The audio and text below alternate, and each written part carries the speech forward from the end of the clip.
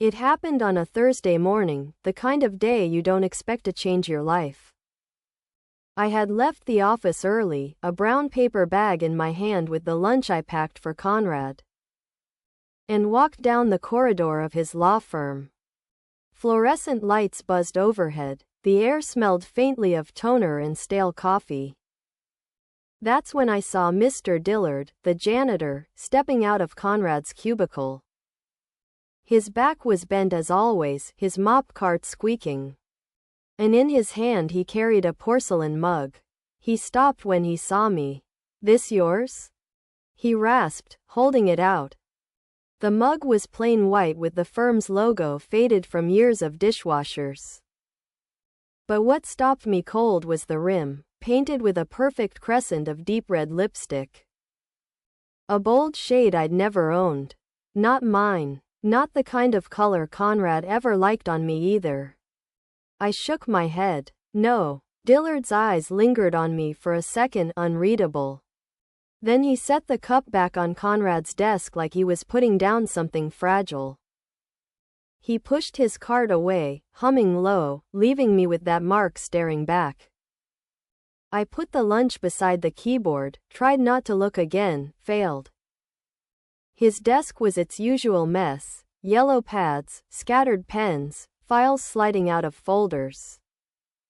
And in the middle, that cup. It didn't look forgotten. It looked placed. I thought of Conrad's habits, how he wiped the rim after every sip. How he teased me once for leaving faint traces of lipstick when we were younger.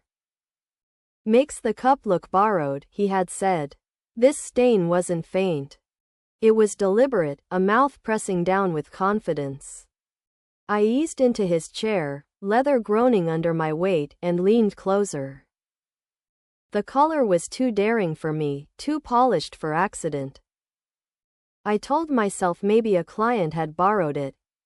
Maybe one of the young paralegals with their red lips and loud heels. But excuses rattled around in my head like dice in a cup. Hollow, noisy, unconvincing. My chest tightened as I remembered small things. Conrad home late from firm drinks. Tie undone, smelling faintly of perfume I didn't own. The way his phone had started living face down on the table. The steady turning of his body away from me in bed. The mug wasn't innocent. It was a flare. Curiosity pulled harder than fear. I opened the top drawer. Beneath receipts and pens lay a folded slip of cream-colored paper. My hand shook as I unfolded it. Just 4 words written in hurried, slanted script. "Thank you for last night." No name, no signature. Ink smudged as if folded fast. My stomach dropped. I shoved it back, shut the drawer too quickly. My pulse hammered, breath shallow. I wanted to deny it, to walk out and pretend I hadn't seen. But denial has limits. I left the lunch behind and hurried out. Past Dillard, who glanced at me with something close to pity. Outside, the sun pressed down, heavy Alabama heat shimmering over the asphalt. I sat in my car gripping the wheel, those 4 words echoing in my head. "Thank you for last night." My throat burned. I told myself it could be a joke, an inside thing with a colleague. A clumsy note of gratitude for late hours. But my mind kept circling back to that red mark on porcelain, bold and sure. And the handwriting that was not mine. I didn't drive home. Instead, I ended up at the lake on the edge of town. A place where cypress knees jutted out of the water and teenagers carved hearts into trunks. The air hung thick with honeysuckle. I rolled down the window, closed my eyes, tried to steady my breathing. For years I had trusted Conrad's steadiness. He was never the reckless one, never the kind to throw sparks. Reliable, I had called him. A man who paid the bills, kept his promises, built bookshelves in the garage. I had built my life on that reliability. And yet one cheap coffee cup was threatening to undo it. The lake surface shimmered copper in the late sun. My reflection looked older, sharper, as if suspicion carved lines. Maybe it's nothing, I whispered. My voice broke. I thought about our wedding day, about vows spoken in the Methodist church, about Sunday roasts and grocery lists. Could all of that stand against a red crescent on porcelain and a note tucked into a drawer? My chest ached at the absurdity that a whole marriage could tremble over such small evidence. But the truth is, it wasn't small. It was careless. It was confident. It was left there as if no one would notice. I scrolled to Conrad's number on my phone, thumb hovering. What would I even ask? Who drank from your cup? Who wrote you that note? The questions sounded weak. I locked the phone again and sat until the sun dipped low. Children splashed at the far bank, their laughter carrying. I felt ancient listening to them, weighed down by silence. By the time I returned home, the mug and note had carved themselves into memory. Conrad walked in later than usual, face flushed, tie loose. He talked about hours, about a deposition, words spilling like nothing had shifted. I served dinner, roast chicken with rosemary. He picked at it. My eyes followed his mouth as he spoke, wondering where it had been. When he leaned to kiss my forehead before bed, the gesture felt hollow, like muscle memory. I lay awake listening to cicadas outside, the ceiling fan ticking overhead. The hush between us louder than any fight. The janitor's hand offering that cup replayed in my mind, the stain glowing like a warning. I knew then that discovery doesn't always crash through the door. Sometimes it arrives softly, in porcelain and ink. And once you see it, you can't return to blindness. I told myself I would stay quiet for now, that I needed facts before questions. But underneath that plan, dread pooled. Because a part of me already knew, the cup wasn't the beginning of suspicion. It was the end of pretending. The morning after I found the note, the house felt different, though nothing had moved. The kitchen smelled the same, coffee brewing, toast browning, but the silence carried a new weight. Conrad sat at the table scrolling his phone, tie draped over the chair, the way he always did.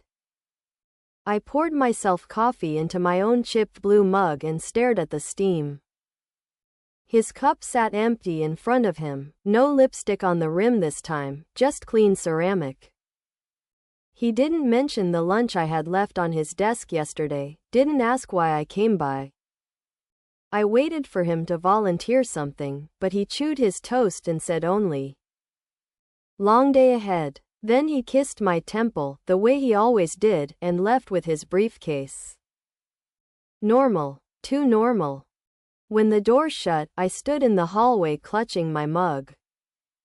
The urge to confront him nearly broke free. But fear kept me still, fear of what he'd say, fear of what he wouldn't. So instead of answers I made a plan. If I was going to understand, I needed to watch, not accuse. Accusations give someone room to lie. Watching shows you the truth. At work I could barely focus on numbers. Columns blurred, digits swam. At noon I shut my ledger and told my manager I wasn't feeling well. He waved me off kindly, and I drove back toward Conrad's firm.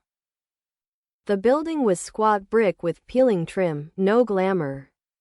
But I sat in the parking lot as if it were a stage where the play of my life was being performed behind closed curtains. I waited an hour. Associates came and went, arms full of files. Paralegals in pencil skirts laughed under the awning. Finally I saw her. She was younger than me, maybe late 20s, hair the color of wheat catching the sun. Her lipstick, scarlet, not the timid rose I used.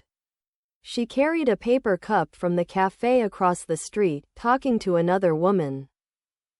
Then ducked inside. My stomach clenched. The color was exact. I pressed my forehead against the steering wheel, eyes closed. Coincidence, I told myself, but the whisper in my head said otherwise. I didn't go inside. Instead, I followed routine. Bought groceries. Folded laundry. Pretended. That night Conrad came home later than usual. He smelled of cologne I didn't recognize, muskier, heavier. He said he'd been catching up on case files. I asked nothing. But when he showered, I checked his suit pocket. Receipts. One was from the café across the street from his office, 2 cappuccinos. Timestamped mid-afternoon. He doesn't even drink cappuccino. I placed the slip back exactly as I found it. Evidence grows in silence. The next few days became a blur of watching. I noted when he left, when he returned, the excuses he gave. Thursday he said he was with clients but came home with the same scent of perfume I'd caught weeks before. Friday he claimed exhaustion and fell asleep facing the wall. Saturday morning he announced he had to go to the office for a few hours. He left in jeans, not his usual suit. I waited 10 minutes, then followed. His truck wasn't at the firm. It wasn't at the courthouse either. I drove slowly through town until I saw it parked behind the café.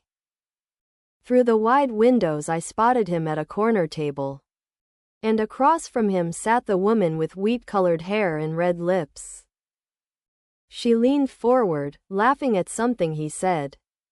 His face, oh God, his face was soft in a way I hadn't seen directed at me in years. Tender, open. He reached across the table, touched her wrist. My chest constricted so tight I thought I might faint. I drove away before they could see me. My hands trembled on the wheel, but my mind was sharp, clearer than it had been in weeks. There it was, confirmation. No lipstick-stained mug needed, no anonymous note. Flesh and blood across a café table. That night I couldn't eat. I cooked anyway, roast beef with carrots. But when Conrad sat across from me chewing casually, I felt as though I were watching a stranger in my kitchen. I studied the way he wiped his mouth, the way he said, "Pass the salt." Did she watch him like this too? Did she memorize the tiny habits I once found endearing? The thought curdled my stomach. After dinner, while he watched television, I sat on the porch. The cicadas screamed in the heat. My mind replayed the sight of his hand on her wrist, the lipstick that matched the mug. I wanted to scream. I wanted to storm inside and demand names, reasons. But I didn't. Instead I whispered to myself, not yet. Because anger burns fast.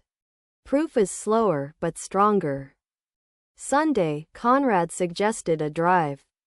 Let's get out of town, he said, smiling in that familiar way that once made me trust him. We drove into the hills, winding roads lined with pines. He talked about work, about cases. I listened to the cadence of his voice, thinking of how easily he used it on her. At a scenic overlook he put his arm around me. For the first time in weeks he pulled me close. Anyone passing would see a devoted husband. But all I felt was the ghost of that café scene pressing between us. I began keeping a journal hidden in my desk drawer. Not for my feelings, those were too wild, but for details. Times, dates, receipts.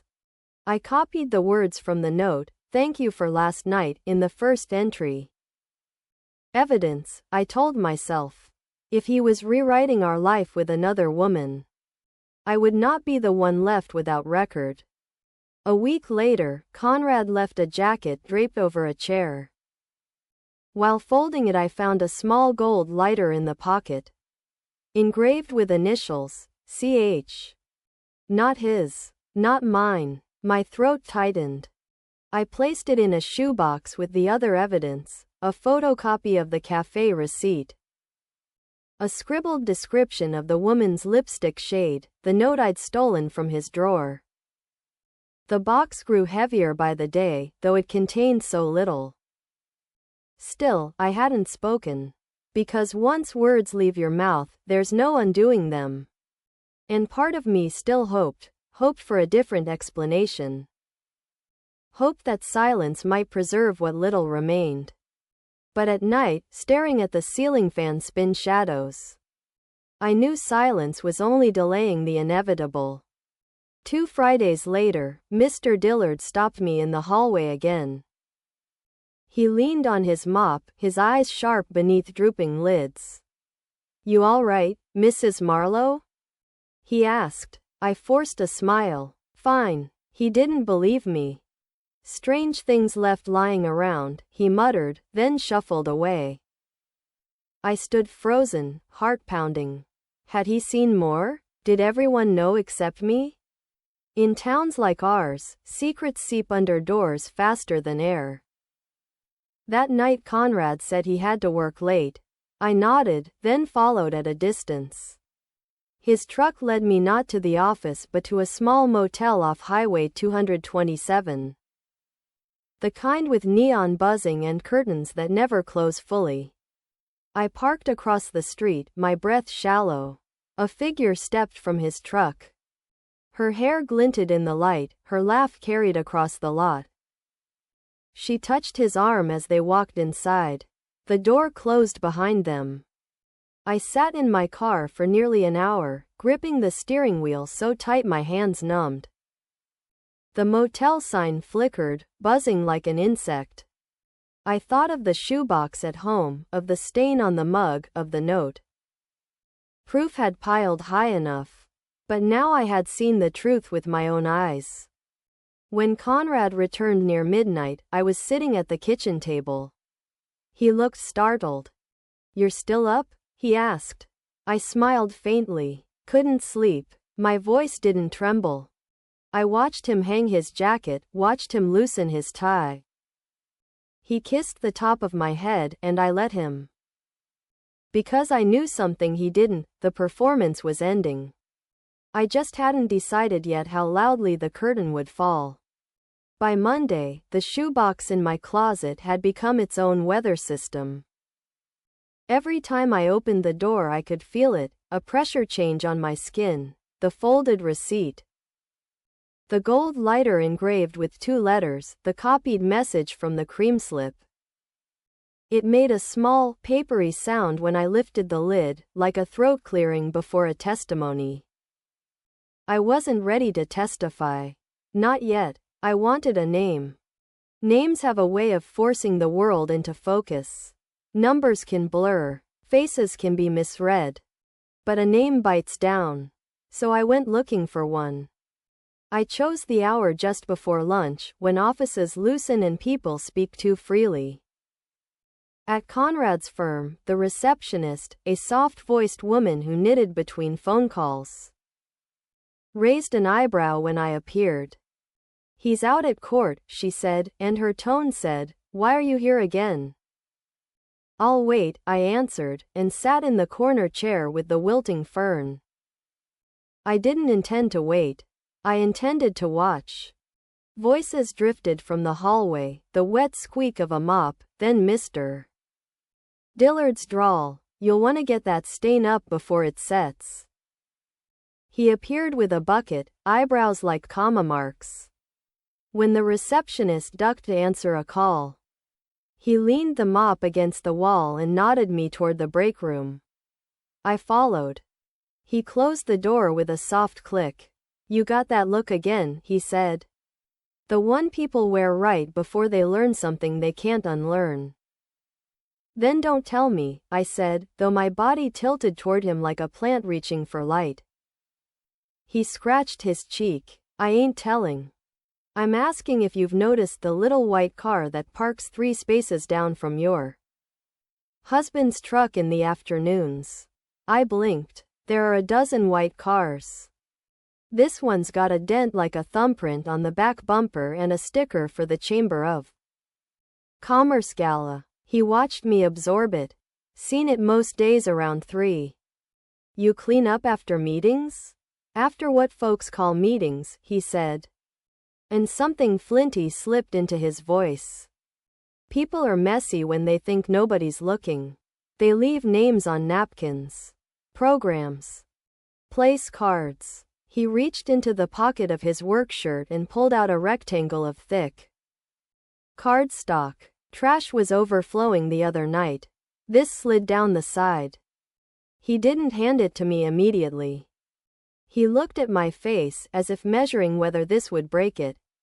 Then he gave it over. The card was for the Lake and Valley Chamber of Commerce Spring Gala.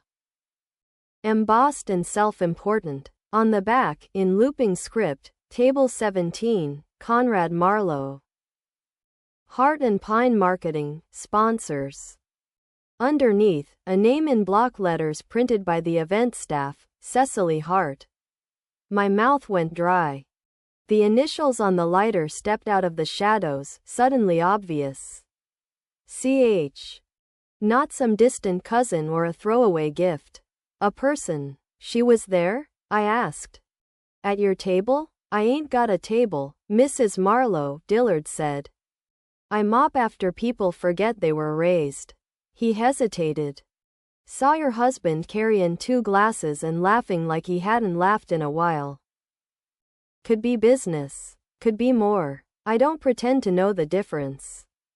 But I know this, the folks who leave their names behind want someone to find them.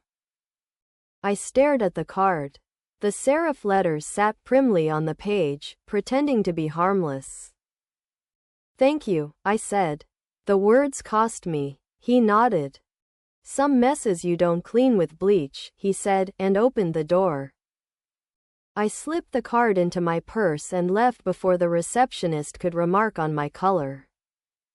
The name rolled around my mouth like a stone. Cecily Hart. It sounded brittle and expensive. The kind of woman who buys lipstick that comes in black tubes and gold sleeves and has names. Like provocation. I drove to the café across the street without deciding to. My car finding the curb as if steered by muscle memory. Inside, the barista with a ring through her eyebrow asked for my order. I ordered tea I didn't want and turned to scan the corkboard on the wall. The one where people pin babysitter numbers and piano lessons. A glossy flyer advertised a marketing workshop hosted by, of course, Hart and Pine. In the photo, 2 partners stood against a brick wall smiling in that polished, capable way. The one on the left wore a navy blazer in the color I now recognized as her signature on her mouth. Her hair was wheat in sunlight. The caption beneath, Hart and Pine, branding that sticks. Her name, in lowercase friendly font, Cecily. My tea burned my tongue.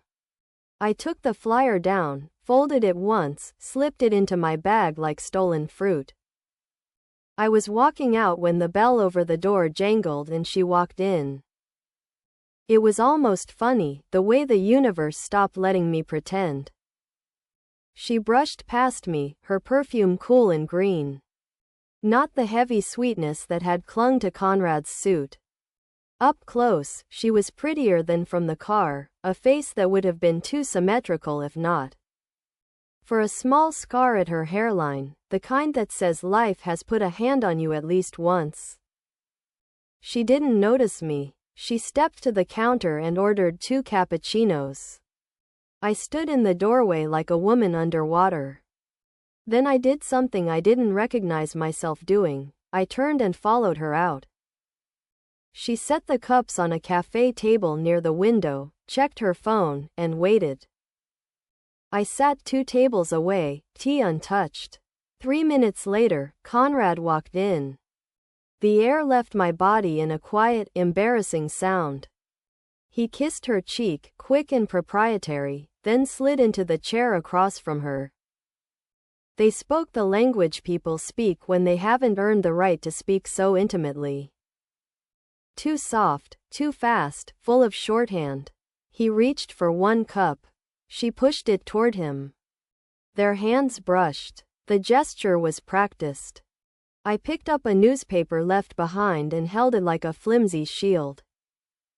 There was a beautiful, awful clarity to it, seeing them in public like that. It wasn't a lurid motel anymore buzzing under neon. It was daylight behavior. It was the boldness of thinking no one would question.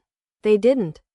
The room hummed around us, cups steaming, spoons clinking, lips proceeding. I don't know how long I sat there. Long enough to clock the way she laughed, the way she placed her hand on the table, the way Conrad leaned forward on his forearms, listening with his whole face in a way he had stopped doing at home. Long enough to see she wasn't a caricature or a villain. She was a woman choosing a risk. When they stood to leave, an instinct flared in me. I wanted to say her name, to make it heavy in the room, to watch their shoulders stiffen. But I didn't. I let them pass. I held my paper. I watched the door swing shut. I was shaking and very still at the same time. In the bathroom, I locked myself in a stall and stared at the little hook on the back of the door until my vision steadied. Then I splashed water on my face and studied what remained of me.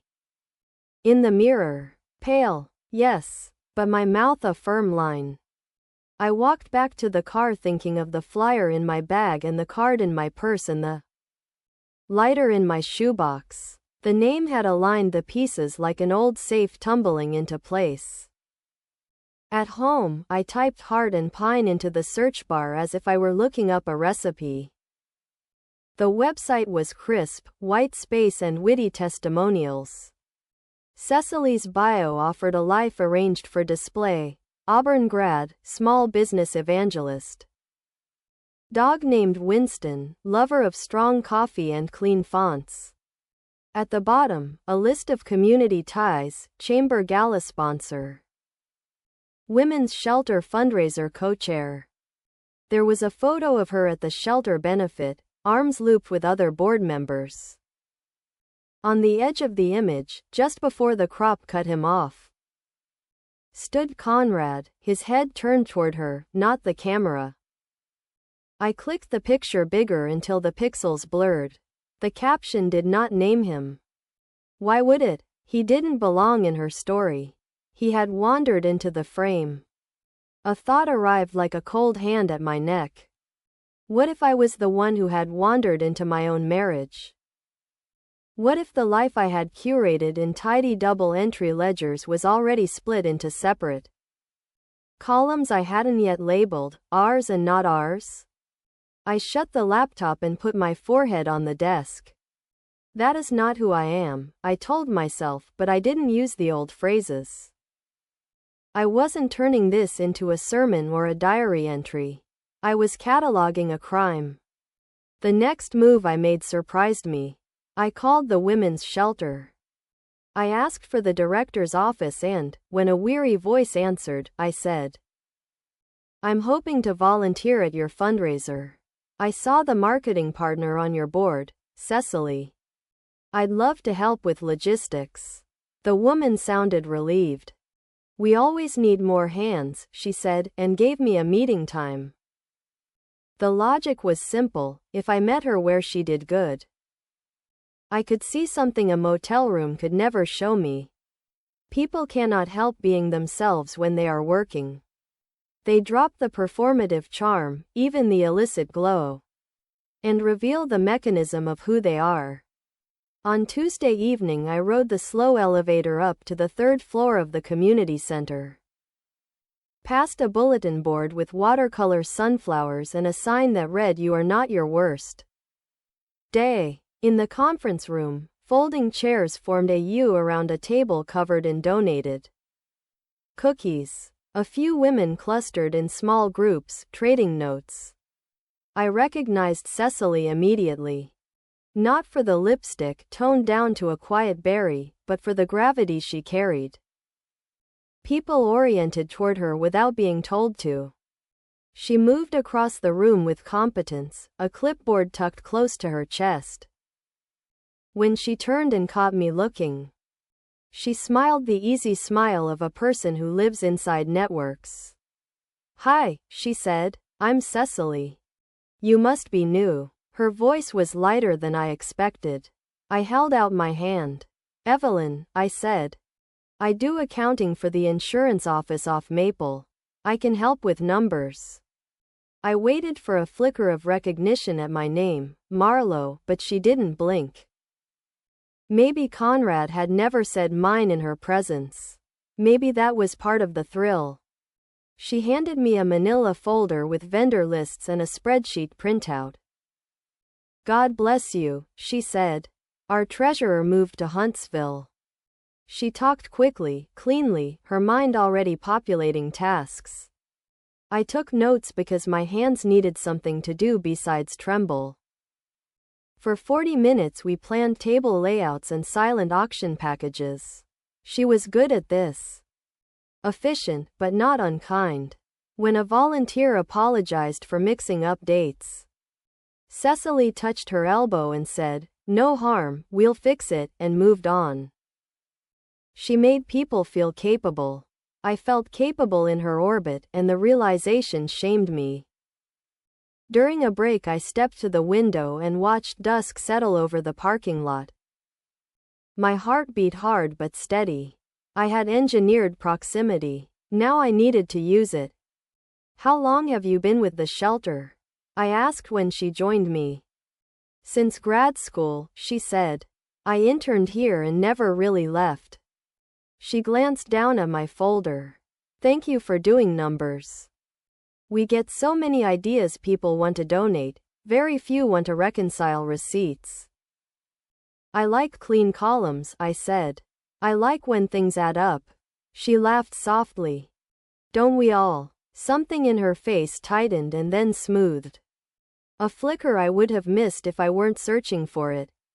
The room shifted back toward work. We finished early. People stacked chairs. Cecily lingered to wipe down the table with a damp towel. You don't have to do that, I said. I know, she said. No one does. She wrung the towel out in the sink and then, as if throwing a stone just to see the ripple, asked, Are you married, Evelyn? The question landed with a small splash between us. Yes, I said, to a lawyer. She didn't wince. She didn't flinch. The hours can be demanding, she offered. There it was, a test. Was she gauging whether my lawyer was her lawyer? Or was this simply a reflex from years of navigating other people's men? They can, I said. Numbers keep me honest when the rest gets slippery.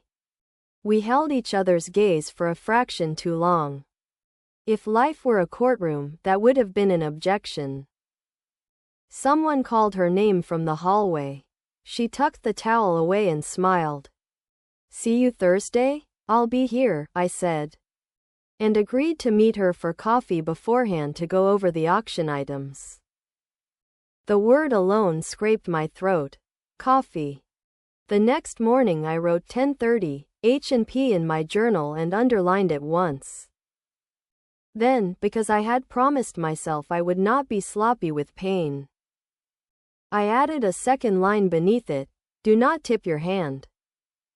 It is shockingly easy to become theatrical when you are injured. You want a scene. You want the slam of doors, the hiss of boiling words.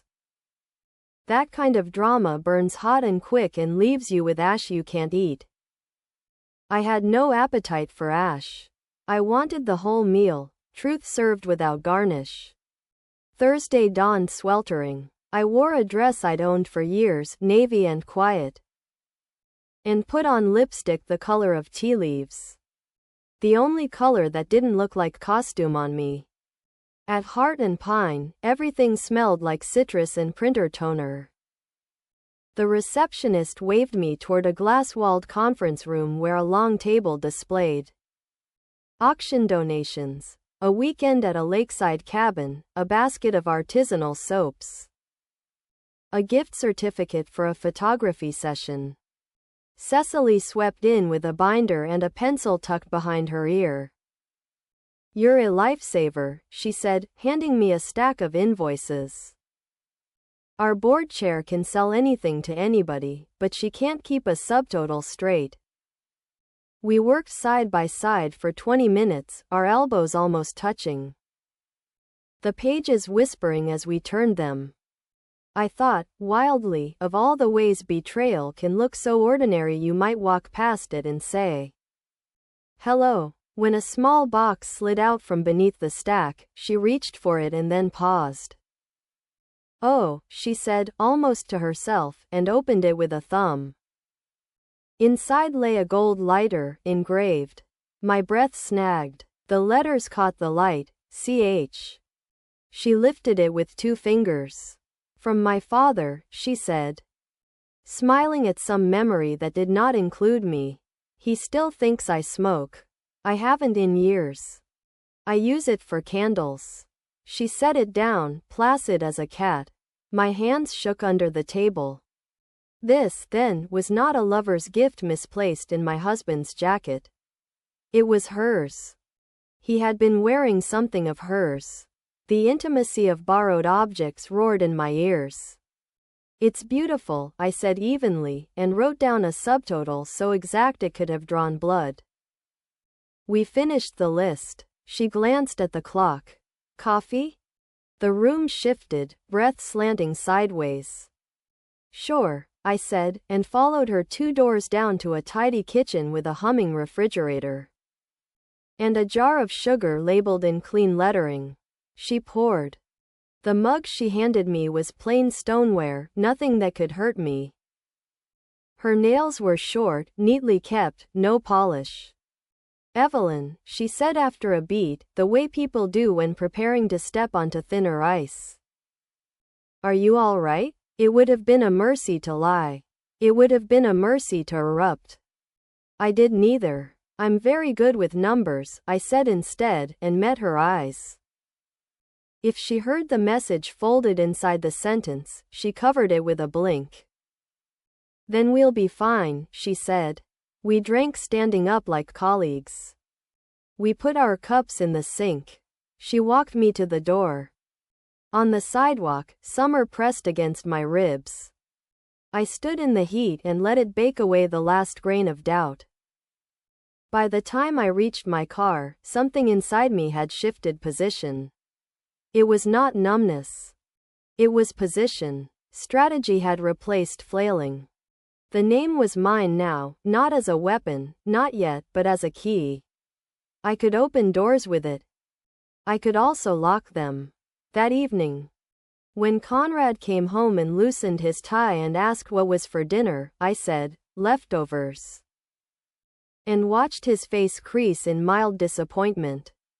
I set the plate in front of him and kept my voice calm. "I'm meeting with the Women's Shelter Board this week," I said. "I've started volunteering." He glanced up in surprise. "Since when?" "Since now." He resumed chewing. "Good for you," he said, as if I had told him I'd taken up knitting. I stacked the dishes and loaded the dishwasher and then, as he walked past me toward the living room, I added, "They're grateful to Hart and Pine for sponsoring the gala. Cecily is very capable." He stopped. Only for half a second. Then he kept walking. The pause was a small thing. Small things add up. In our bedroom, I slid the shoebox from the closet and placed the gala card on top like a title page. I smoothed my palm over the cardboard lid until I could feel my heartbeat steady against it. "Now we begin," I said aloud, not to dramatize, but to mark the place in the ledger where the column changes. Proof is a heavy language. So is silence. I was learning to speak both. The morning after I dropped Cecily's name at the dinner table, I woke with a peculiar calm. Not peace, peace is soft, yielding. This was harder, like the flat line of a blade. Conrad moved around the bedroom in his usual hurry, pulling on a fresh shirt, knotting his tie. I watched him in the mirror as I brushed my hair. He didn't meet my eyes. When he left, he kissed my cheek absent-mindedly, like I was a child half asleep. And the door shut behind him with the sound of something rehearsed too many times. I spent the first half of the day at my office, pretending to focus on insurance claims.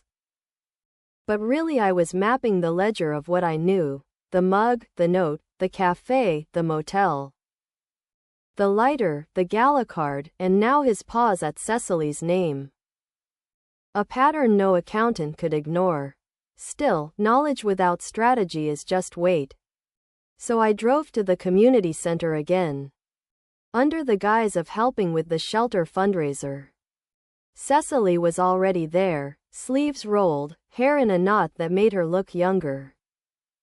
She smiled when she saw me, and for a strange second I almost forgot why I was there.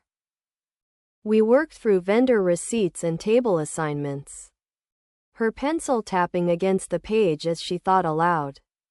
I kept my head down, recording, but every so often I glanced at her hands, her shoulders, the curve of her mouth.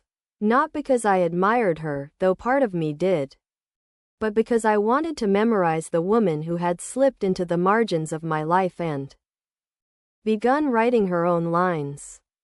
At one point she sighed and leaned back. "You're a lifesaver, Evelyn. Truly. Conrad mentioned you keep the books at home too.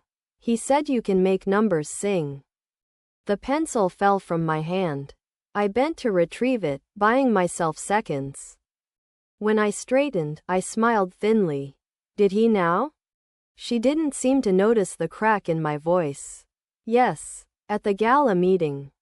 He said you're meticulous." She said it as if it were praise, not as if she understood she was confirming the affair. My chest tightened, but I kept my face still. The calm blade inside me steadied. After the meeting I drove to the lake, parked under the cypress trees, and stared at the water until my eyes blurred. It was one thing to suspect, another to hear my husband using me as small talk with his mistress, as if my skills with spreadsheets were cocktail trivia. I pressed my forehead to the steering wheel and whispered, "Not yet." Because once you ignite dynamite, there is no putting it back.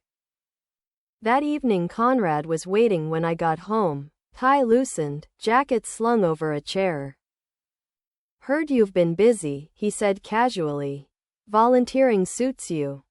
"Cecily thinks so too," I replied, watching his face. There it was again, that flicker. The half-second where his jaw tightened before he smoothed it into nothing. He poured himself a drink, the ice clinking too loudly. "She's competent," he said.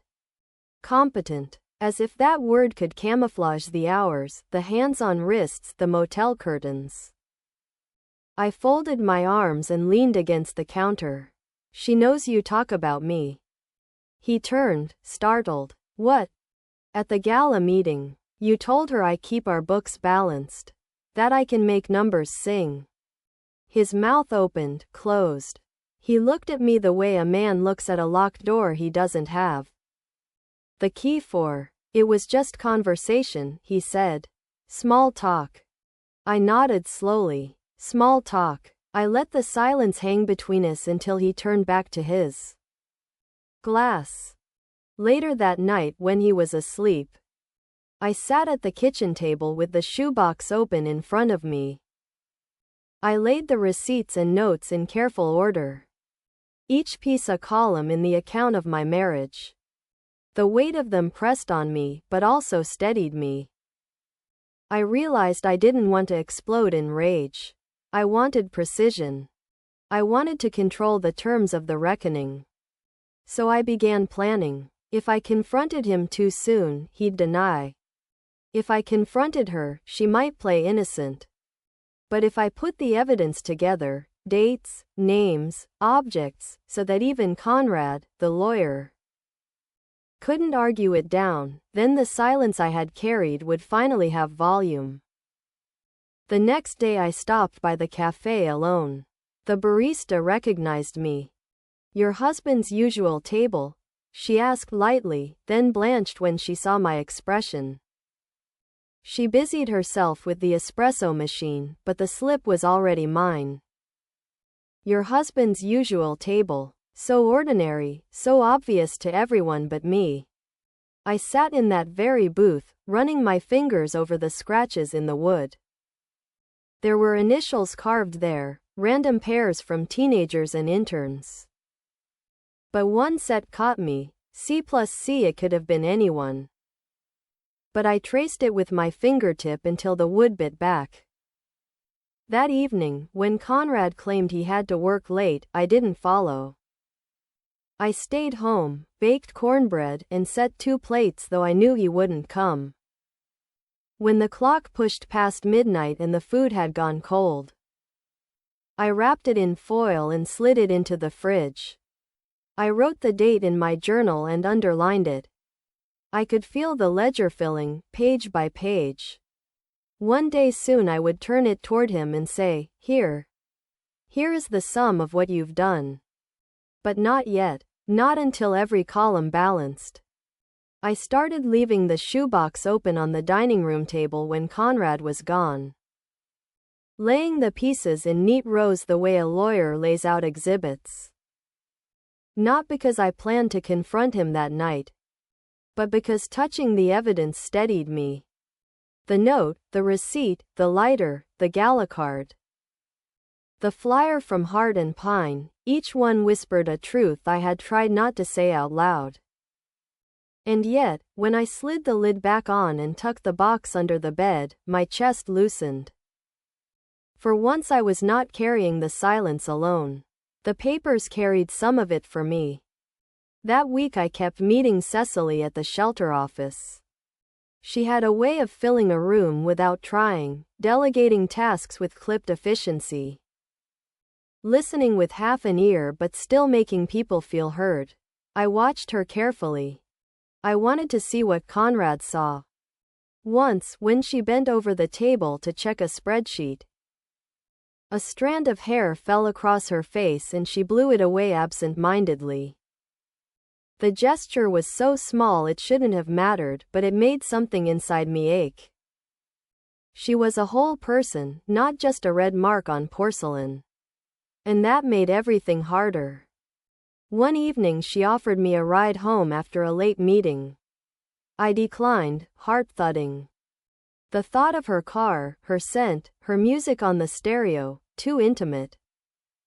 But I stood by the curb and watched her drive off in the small white sedan with the dented bumper Dillard had described, proof driving away on 4 wheels.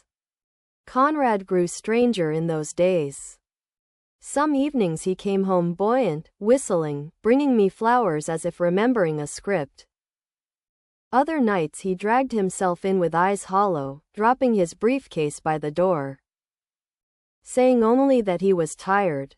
I marked the difference in my journal, trying to see the pattern. Tuesdays and Thursdays, light in his step. Mondays and Fridays, silence heavy as wet wool. I began to wonder if love affairs have their own calendar, like tide charts. The following Thursday at the shelter, Cecily asked if I'd join her to visit vendors downtown. We walked the brick sidewalks together, summer air sticking to our skin. She talked about sponsorship levels, silent auction baskets. Things that should have been ordinary. But I was acutely aware of how close our shoulders brushed. Of the fact that this was the woman whose laughter I had watched curl out of a café booth. Toward my husband. We stepped into a boutique that had donated gift certificates. While Cecily spoke with the owner, I wandered by a rack of scarves.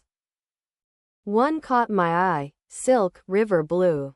I reached to touch it and my chest clenched. Months ago I had found a scrap of ribbon, that same color, in Conrad's drawer. I let go quickly, as if the fabric burned. When we stepped back into the street, Cecily stretched her neck, sighed. I don't know how you do it, balancing work, home, volunteering. I looked at her, wondering if she was taunting me or if she truly didn't know. Numbers, I said, they keep me grounded. She smiled faintly. Conrad was right. You do make them sing. The world tilted a little. She said his name so easily, so naturally. As if it were normal for us to share him in conversation. I wanted to grab her arm, shake her, scream he's my husband. But I didn't. I smiled, careful and thin. That night Conrad came home late, smelling faintly of her perfume, the cool green scent I'd first noticed at the café. He kissed the top of my head as I sat at the table pretending to read. My body stayed still, but my hands trembled on the pages. Later, when he slept, I slid out of bed, opened the shoebox, and placed the memory of her voice saying his name alongside the other evidence. Invisible, yes, but real. By now I had enough to confront him. But something in me resisted. I didn't want to just catch him. I wanted to know how deep the river ran. How long it had been flowing under my floorboards. And maybe, if I am honest, I wanted him to feel the weight of my silence, how it could press heavier than any shout. On Saturday, while he mowed the lawn, I walked through his study. His desk drawers were locked, but I had learned the rhythm of his hiding places. Behind a row of law books sat a leather-bound notebook. Inside were scrawled notes for cases, schedules, phone numbers. And tucked between pages, a Polaroid. Cecily and Conrad at the gala, arms around each other. Smiling like people who believe they deserve to be seen. My breath caught. Not because of the embrace, but because the photo was candid, clearly taken by someone else. Which meant others knew. Others had seen. I slid the photo into my pocket and left the notebook where it was. Later I added it to the shoebox. The ledger was filling. That evening, at dinner, I studied Conrad as he carved the roast chicken. "Do you believe people can live two lives?" I asked suddenly. He froze for a fraction, then chuckled. "What do you mean? Like spies?" "Like husbands," I said evenly. He looked up, startled, but I smiled as though it were a joke. His relief was visible. He laughed again, shook his head, went back to carving. But I saw the shadow pass through his eyes. When we lay in bed that night, his back turned toward me as usual, I stared at the ceiling fan. I thought about Cecily's scar by her hairline. About the way Conrad leaned forward on his forearms at the café. About the photograph proving they no longer bothered to hide. My marriage felt less like a house and more like a stage set, walls painted to look like brick. Windows that opened onto nothing. But I was no longer trapped. I had a name, a face, a pattern, a box of proof. What I lacked was timing. And timing is everything. I whispered into the dark, not to Conrad but to myself, soon. The photograph changed everything. Until then, the affair had been a private wound, hidden in my shoebox and my journal. But that picture, Conrad's arm curled around Cecily's waist, both of them smiling at someone else's camera, proved the betrayal was not just mine to carry. Others had seen. Others had nodded and looked away. That knowledge stung sharper than the lipstick stain ever had. I kept the photo in my wallet, tucked behind my driver's license. Not to torture myself, but to remind me. Whenever doubt or weakness whispered that I was imagining things, I could pull it out. See their faces turn toward each other, and know I wasn't mad. At the shelter, preparations for the fundraiser gathered pace. Cecily was everywhere, commanding, capable, beloved. People deferred to her effortlessly. I joined quietly, making spreadsheets sing the way Conrad had described. And every time her eyes met mine across a table, I felt the double edge of knowing. She thought she was befriending me. She didn't know she was building the stage where her secret would one day collapse. One afternoon she leaned close while we were arranging auction baskets. You and Conrad must have such a solid marriage, she said lightly. He speaks so highly of you. The words struck like a hammer dressed in velvet. Does he? I murmured, pretending to tie a ribbon tighter. She smiled. Yes. He said you're the reason he can work so hard, that you keep everything balanced. I nodded slowly, hiding the burn in my chest. Balanced. As if I were an accounting system, not a wife. That night I added her compliment to my journal. Not because it flattered me, but because it revealed the cruelty of it all. Conrad using me as proof of stability while siphoning intimacy elsewhere. A few days later, Mr. Dillard caught me in the hallway again. He leaned on his mop, eyes narrowed. Sometimes folks clean up so careful they leave the shine too bright, he muttered. I blinked. What do you mean? He sighed. Means a secret don't stay secret long in this town. People already whisper. The ground shifted under me. Whisper. I pictured the receptionist, the barista, the gala photographer. They all knew before I admitted it. My life wasn't private anymore, it was public theater. That realization jolted me into action. I couldn't sit in silence forever while the town took bets on how long I'd stay blind. So I chose my battlefield, the fundraiser gala itself. Cecily's night, Conrad's stage, my proof. The plan came together like a ledger balancing itself.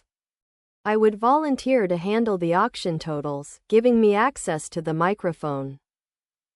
I would gather the last missing piece, dates aligned with receipts, photographs labeled, notes copied, and when the moment was right, I would place the truth where everyone could see it. The week before the gala, Conrad grew oddly tender. He came home early, cooked dinner, asked about my day. Guilt makes men generous. I played along, smiling, thanking him, tucking the evidence box deeper under the bed. I let him think his mask was intact. 2 nights before the gala, I found another slip of proof. A text message popped on his phone while he showered. I hadn't gone looking, it simply appeared, his screen lighting on the dresser. Can't wait to see you in black. See my stomach twisted. He had never once noticed what color I wore to an event. I copied the message into my journal, then set the phone back exactly as it had been. When Conrad came out of the shower, humming, I smiled and asked about the case he was preparing. He launched into details, oblivious. The night of the gala arrived hot and sticky. The kind of southern evening where sweat clings even in air conditioning. The community hall had been transformed with fairy lights and white tablecloths. Guests floated in cocktail dresses and suits, laughter rising above the clink of glasses. I wore navy, not black. My lipstick was soft rose, the only color that ever felt true on me. When Conrad saw me by the entrance, his smile faltered just for a second. He had been expecting someone else's costume. Cecily swept in minutes later, and yes, she wore black. Sleek, sleeveless, commanding. The room tilted toward her the way fields tilt toward sunlight.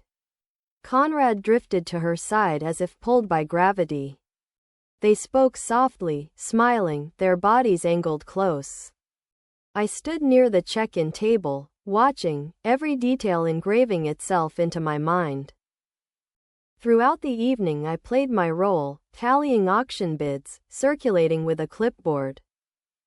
Guests clinked glasses, couples danced. Conrad laughed louder than usual, as though trying to project innocence. Cecily glowed under the string lights, greeting donors. Her hand brushing his arm when she thought no one watched. But I was watching. And I wasn't the only one. I caught Dillard's eyes across the room. He had been hired to help clean after the event. He nodded once, a small acknowledgement that he saw too. Near the end of the night, the auction totals were ready. I held the microphone, voice steady as I announced the funds raised. The success of the evening. Applause swelled. Cecily smiled, radiant. Conrad clapped, his ring catching the light. And then, I paused. My hand tightened on the mic. The shoebox inside me ached to be opened right there, to spill the receipts, the note, the photograph, the lighter. My throat burned with the urge to say her name, his name, my name. All in one breath. But I didn't. Not yet. Instead, I smiled at the crowd and thanked the volunteers. My voice was calm, my face unbroken. But inside I whispered, soon. The ledger is nearly full. When the lights dimmed and people drifted toward the doors, Conrad slipped an arm around my waist as if nothing were wrong. I let him. Across the room, Cecily caught my eyes for the briefest moment. Her smile faltered. I wondered if she finally sensed it, that the silence she had mistaken for blindness was really the pause before the storm. That night, when we came home, I laid awake while Conrad slept heavily beside me. The shoebox waited under the bed, full to its brim.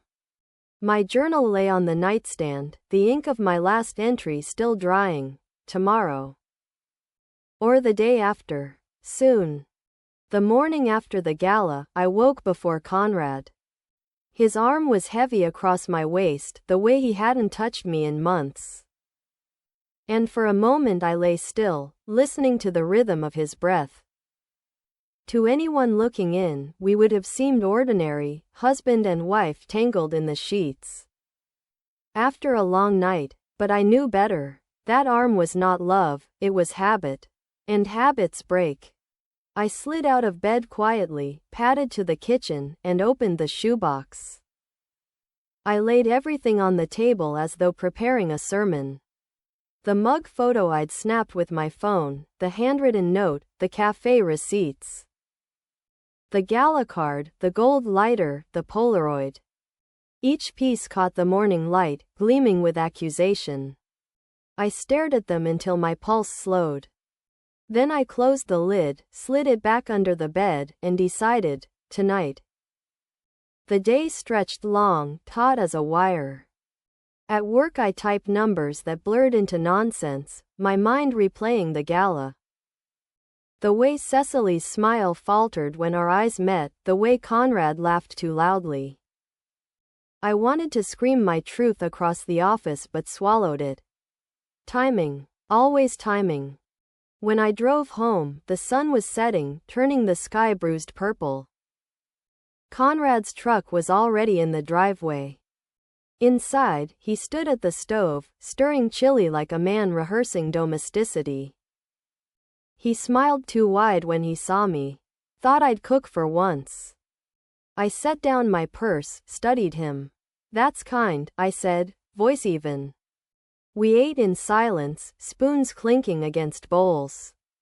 He asked about my day, I lied and said it was fine. When the dishes were done, I wiped my hands on a towel and turned to him. Conrad, I said, we need to talk. His shoulders stiffened. About what? About the woman who wears scarlet lipstick and drives a white car with a dented bumper. About the note that thanked you for last night. About the lighter with her initials. About Cecily Hart. His spoon clattered into the sink. He turned slowly, eyes wide, face pale. For once the lawyer had no script. I have everything, I continued, calm as a judge. Receipts. Photographs. Witnesses. You paraded her through this town like I wouldn't see. But I did. I saw. He opened his mouth, closed it, rubbed his forehead. Evelyn, he whispered, don't. My voice sharpened. Don't insult me with excuses. You've already spent enough words on lies. What I want now is silence, and choices. He blinked. Choices? Yes. I laid the shoebox on the table, pushed it toward him. This is the record of your second life.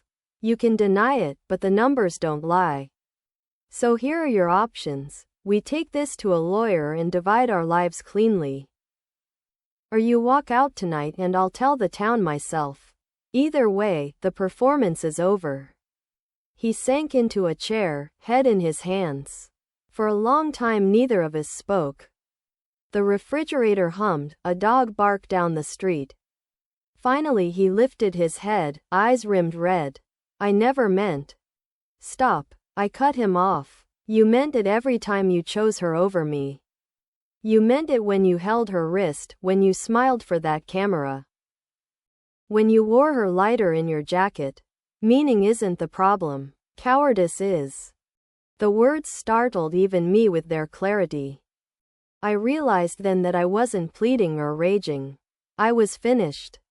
Conrad's mouth trembled. Do you still love me? I looked at him, really looked, and searched my own chest. Once upon a time, love had lived there. But what remained now was something else. Fatigue, grief. A hollow space where devotion had drained away. No, I said softly. Not anymore. He flinched like I'd struck him. Silence stretched. Then he stood, walked to the bedroom, and began pulling clothes from the dresser.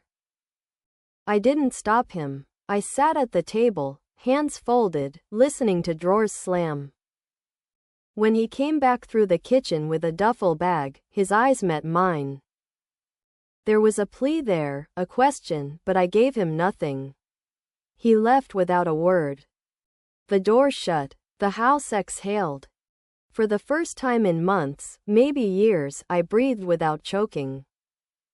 The next days were a blur of whispers.